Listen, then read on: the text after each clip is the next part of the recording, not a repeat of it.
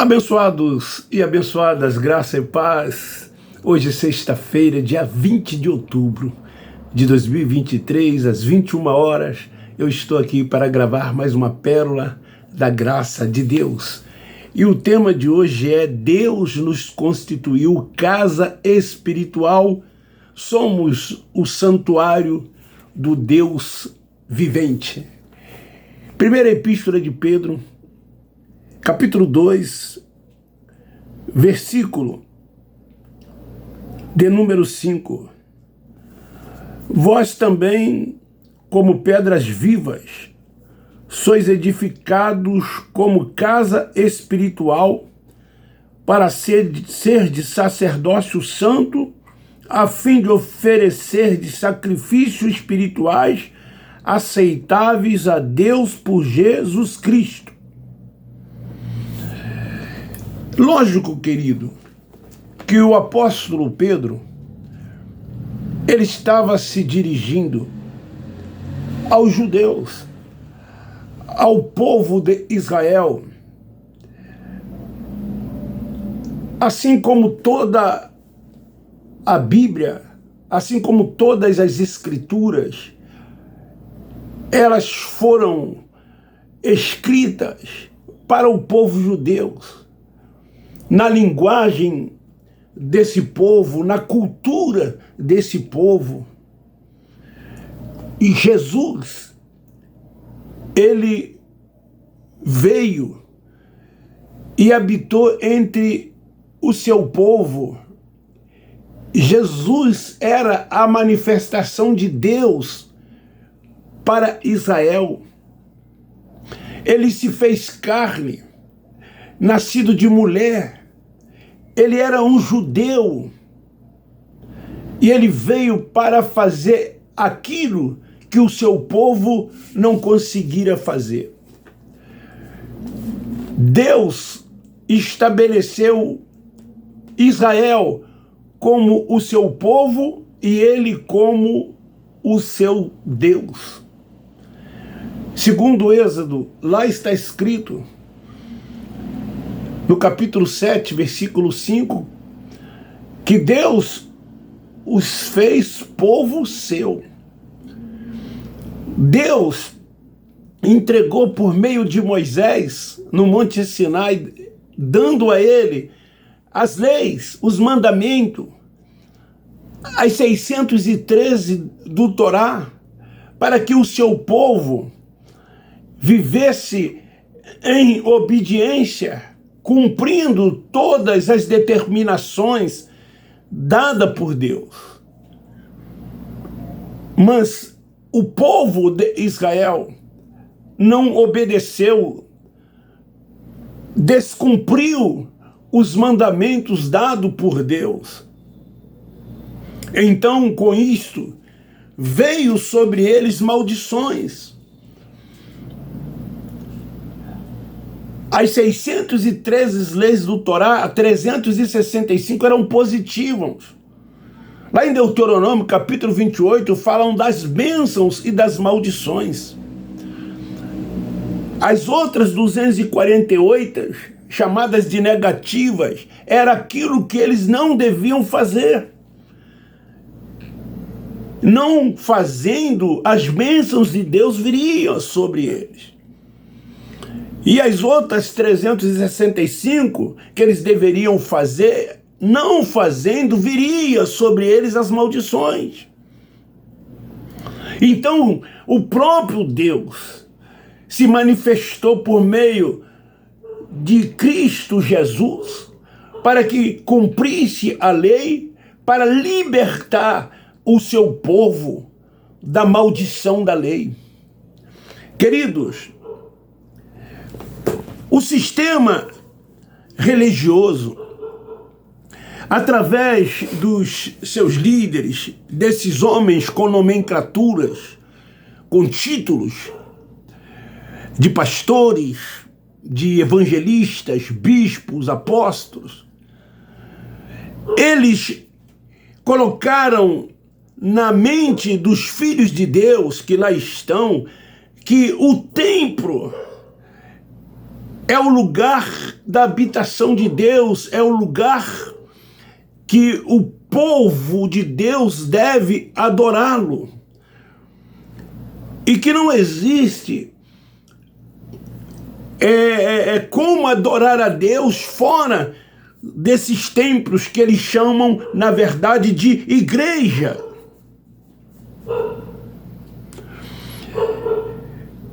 Na história, querido, do povo hebreu, foi um mandamento bíblico que Deus deu a eles, através de Moisés, e esse mandamento era para a tribo de Israel, para as 12 tribos de Israel. Moisés disse: buscareis o lugar que o Senhor vosso Deus escolher entre todas as vossas tribos, para lhe pôr o seu nome e a sua habitação. Está escrito em Deuteronômio, capítulo 12, versículo de número 5. Diz assim: mas buscarei o lugar que o Senhor vosso Deus escolher entre todas as vossas tribos, para lhe pôr o seu nome e a sua habitação. Então, o salmista Davi, ele disse assim: amo a habitação da tua casa e o lugar onde permanece a tua glória.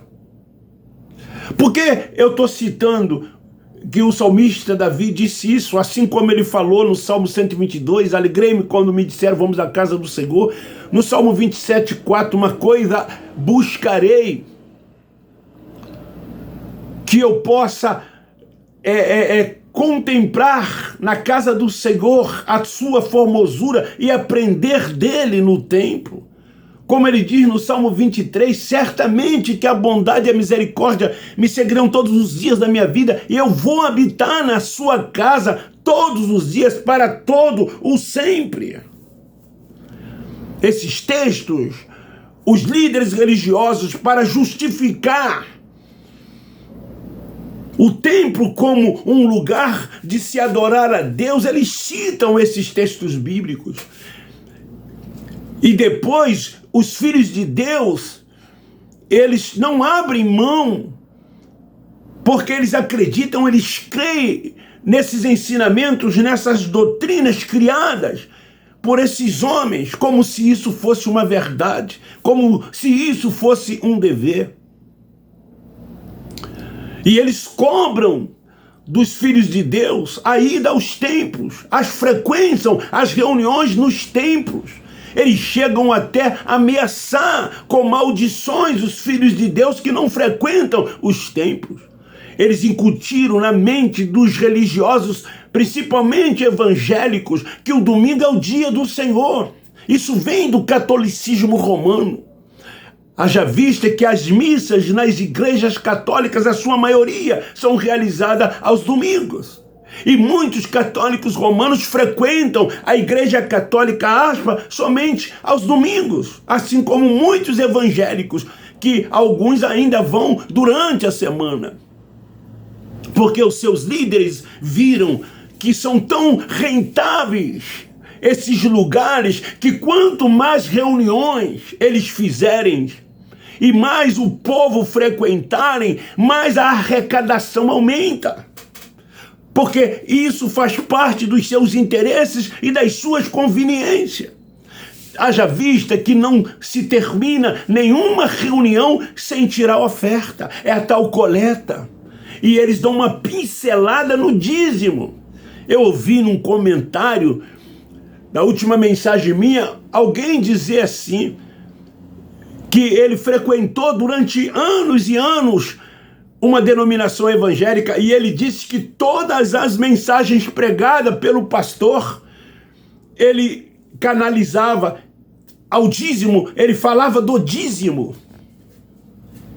Eu vi muitas das vezes, quando lá eu estive, nos meus 46 anos, os líderes amaldiçoaram aos não dizimistas.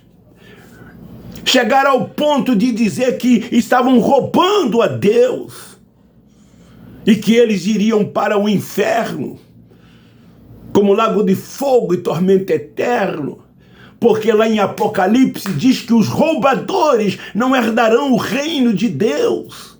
O reino de Deus para eles é o céu, esse lugar aonde muitos deles estão aguardando um dia ir, através desse corpo que, segundo os seus ensinos, serão ressuscitados e transformados e arrebatados e encontrarão o Senhor e estarão para sempre com o Senhor.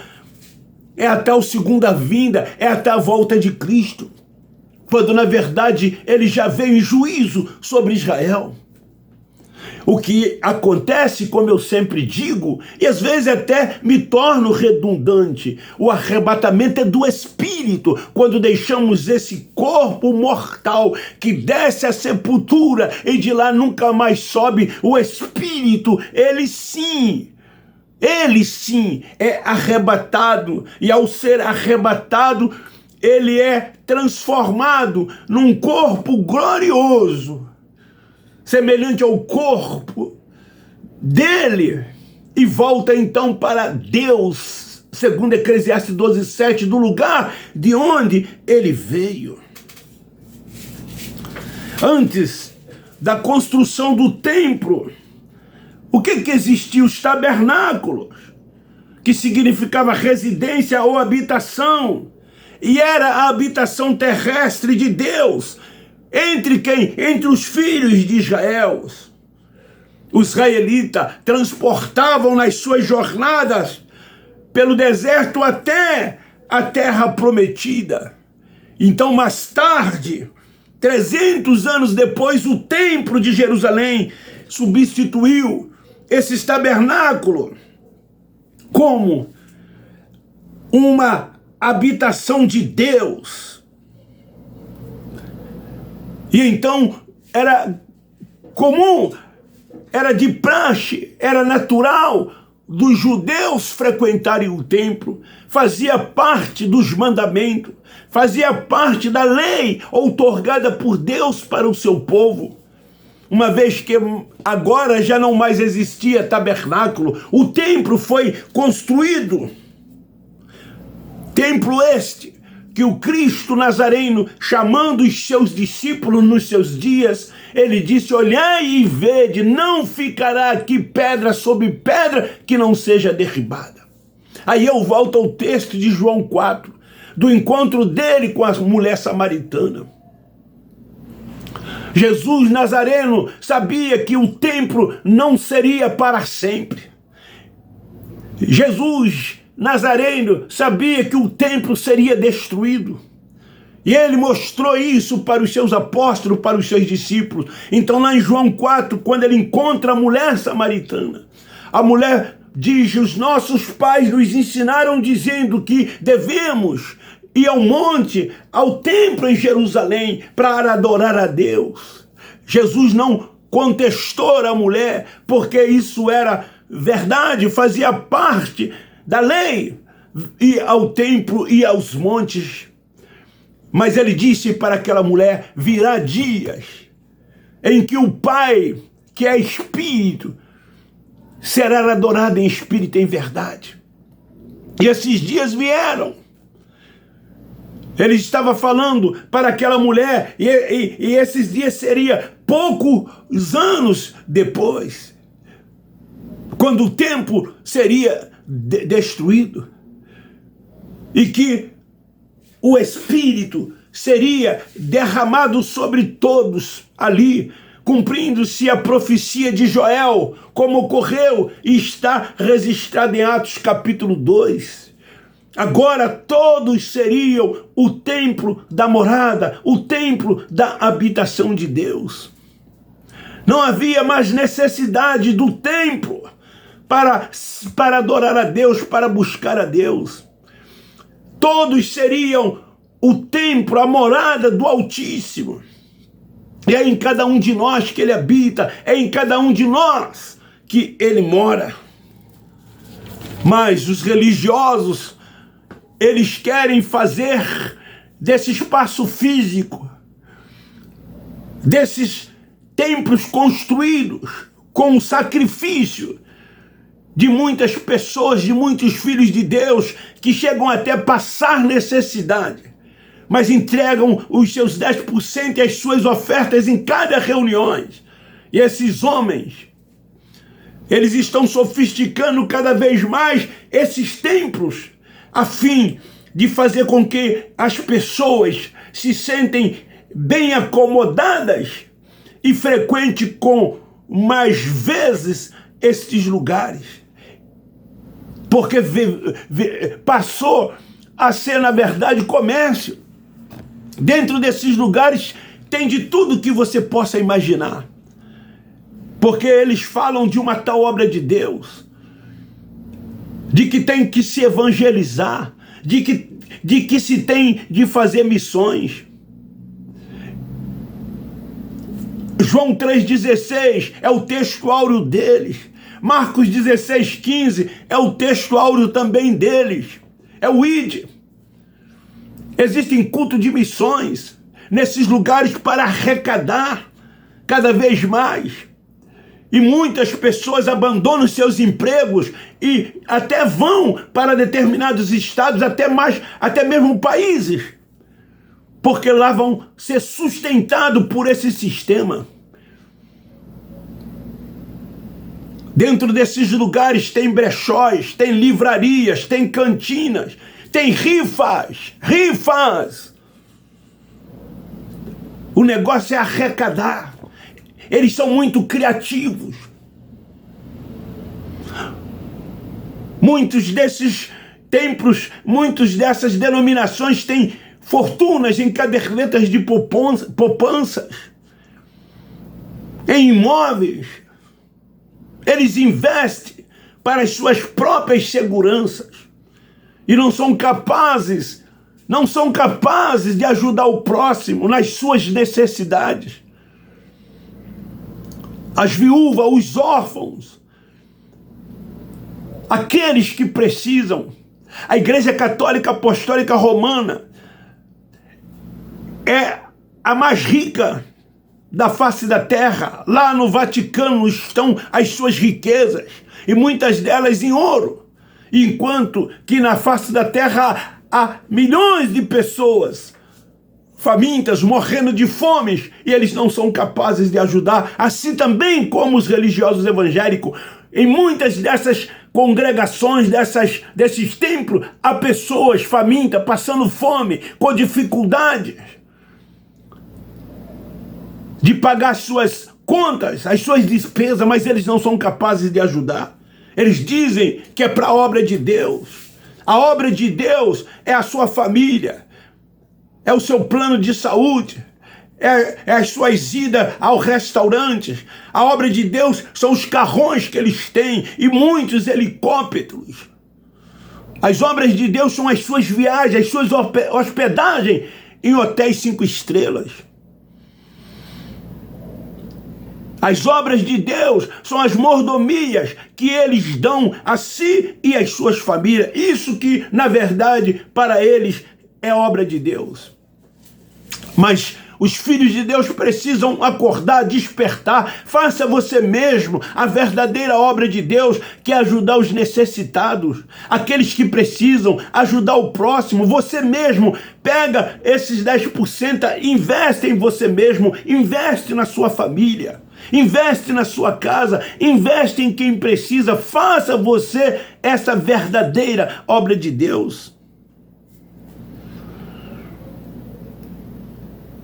Então, querido, quando o sistema religioso valoriza esses lugares como casa de Deus, impondo aos fiéis a cumprir rituais, liturgias, preceitos dos homens, rudimentos ainda da lei, obrigando-os a frequentar, onde eles tentam dar forma dentro desses lugares a um Deus invisível. Eles começam dizendo: Deus está aqui, Deus está aqui, aqui é a casa de Deus, Aqui é o templo da habitação de Deus. Aqui é morada de Deus.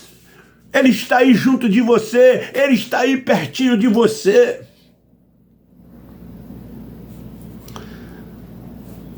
Por que eles fazem isso? Para fortalecer aquilo que eles ensinam. Mas deixa eu te dizer, Deus é espírito. E ele não habita nesses lugares. O templo feito pelas mãos dos homens, o espaço físico, não é o lugar da habitação de Deus. Atos 7:48.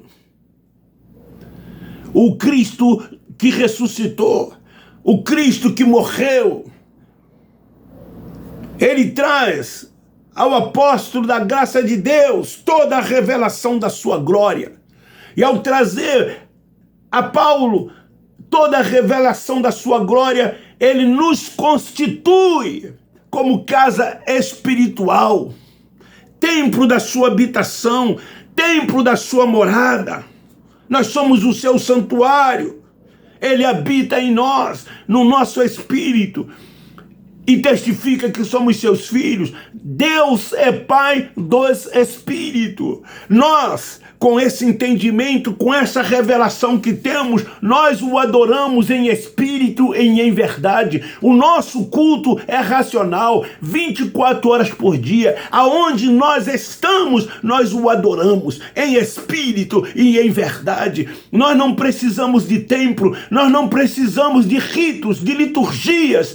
Nós não precisamos de viver nas práticas cerimoniais. Nós não precisamos, porque entendemos que é em nós que ele habita. Romanos capítulo 12, versículo 2. Lá fala do culto racional. É com entendimento. A salvação é na mente. Quando somos salvos na mente, nós entendemos essas coisas. Mas a salvação para eles é no corpo, é na matéria. Ontem eu visitando um pastor amigo meu que está internado, chegou um pastor, todo engravatado, posudo, com a Bíblia no peito. Estava eu e o paciente, tão somente porque só podia ser 2 visitas. E aí ele já entra, e ao empurrar a porta, ele diz: a paz do Senhor, vamos orar. E levanta as mãos e começa a orar, faz uma longa oração. Aí depois ele começa a cantar hino da harpa cristã, canta 2 hinos. E depois ele abre em Isaías capítulo 43 e começa a pregar, e pregou. E pregou, e pregou, e pregou, e pregou para o paciente e por tabela para mim também. Ele não me conhecia e ele não se continha, e volta e meia ele falava do inferno para o lugar onde muitos vão que rejeitam a Cristo como Salvador, e que não era o caso daquele irmão que ali estava. Ele falava dos dias do Cristo Nazareno aqui. Ele citou João 3,16, o texto áureo, como eu já disse lá no início da mensagem. E ele, por tabela, ele sempre procurava me envolver naquilo que ele estava dizendo. E por fim, ele, depois de falar por horas, porque o tempo da visita era de 1 hora, e ele tomou quase que todo o tempo da visita. Aí ele não se conteve, ele se dirigiu a mim e disse: eu quero agora te dar um presente. Não é material, o presente que eu tenho para você é espiritual. Você quer aceitar Jesus como seu Salvador? E eu fiquei olhando para ele, só disse assim para ele: eu não tenho como aceitá-lo, nem o senhor, nem ninguém. Ele me escolheu primeiro, ele me amou primeiro. Eu sou um eleito, eu sou um predestinado, eu sou propriedade exclusiva dele. Ninguém me arrebata das suas mãos. Mas ele insistiu em citar versículos bíblicos, dizendo que eu tinha que aceitar. E aí, por fim, ele disse: fiz a minha parte. Sabe o que aconteceu? Num dado momento eu o chamei de irmão. Ele disse: irmão não, pastor fulano, não vou citar o nome.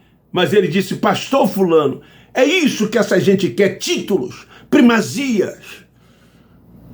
É isso que eles querem. Muitos deles não deixam esses lugares por causa dos títulos e por causa do dinheiro, dos salários.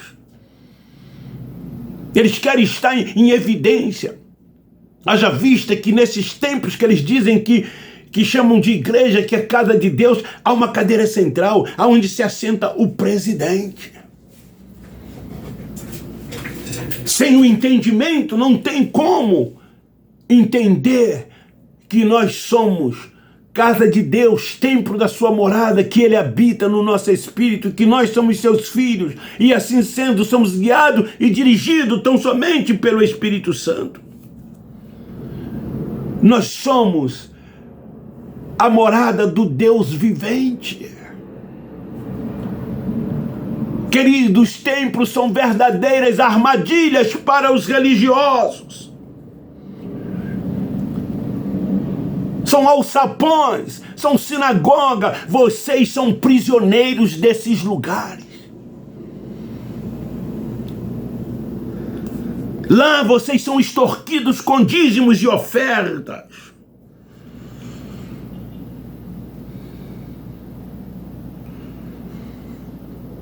Lá eles não tratam as pessoas do mesmo modo, da mesma maneira, em igualdade. Os tratamentos são diferenciados.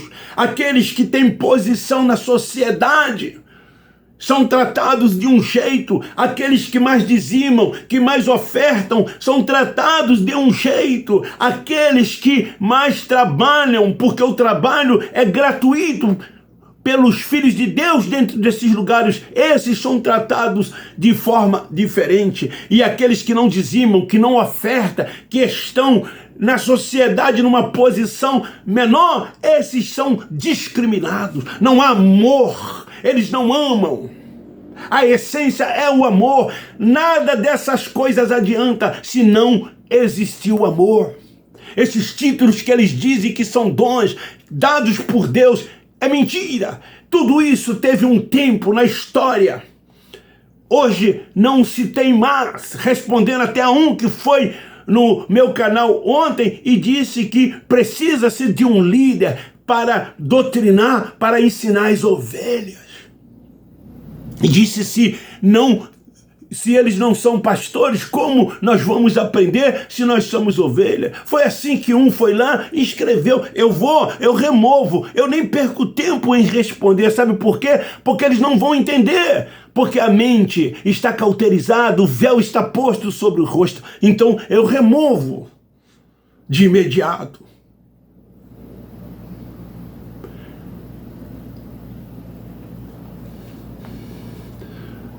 Querido, eles querem mordomias, benesse. Eles têm um controle de toda a arrecadação. Quem destina o seu dízimo são eles, as suas ofertas são eles. É eles que dão finalidade a tudo isso. Ontem, um irmão que assistiu minha última mensagem, ele está no meu zap, ele me ligou. Ele disse, Levi, é verdade tudo isso que você está falando acerca do dízimo? Sabe o que aconteceu? E ele contou para mim que o pastor foi e pediu o dízimo dele. Era R$180. E ele foi e deu. E aí então ele resolveu perguntar ao tesoureiro, que era amigo dele, se havia sido registrado o dízimo na tesouraria. O amigo dele disse que não. E ele foi então em cima do pastor. E o pastor então disse que o dinheiro, houve uma necessidade de usá-lo para uma obra, aspas, de Deus. É isso que eles fazem. E eu te pergunto, até quando você vai ficar debaixo desses preceitos? Até quando você vai ficar condicionado a esses lugares que eles chamam de templo? Até quando você vai deixar de entender e de compreender que você é o templo, é a morada, é a habitação de Deus? Que Deus te constituiu como casa espiritual. Somos o santuário do Deus vivente. Mas é difícil deles entenderem, sabe por quê? Paulo diz que quem é carnal não discerne o que é espiritual. Só discerne o que é espiritual quem é espiritual. Quem tem a mente ativada, quem tem a revelação dada pelo Espírito Santo. Mas consolo vocês, mesmo assim vocês são filhos de Deus. Mesmo assim, vocês debaixo de todo esse sistema, vocês são filhos de Deus. Quando vocês morrem, vocês são arrebatados, porque é o Espírito. Mas vocês morrem na esperança de uma ressurreição, na esperança de um arrebatamento, que não virá da forma como você crê, da forma como eles te ensinam. O arrebatamento é do Espírito. O corpo, Jó 7:9, volta ao pó da terra e de lá nunca mais sobe. Beijo no seu coração, um forte abraço. Eu termino dizendo que nós, da graça de Deus, amamos vocês.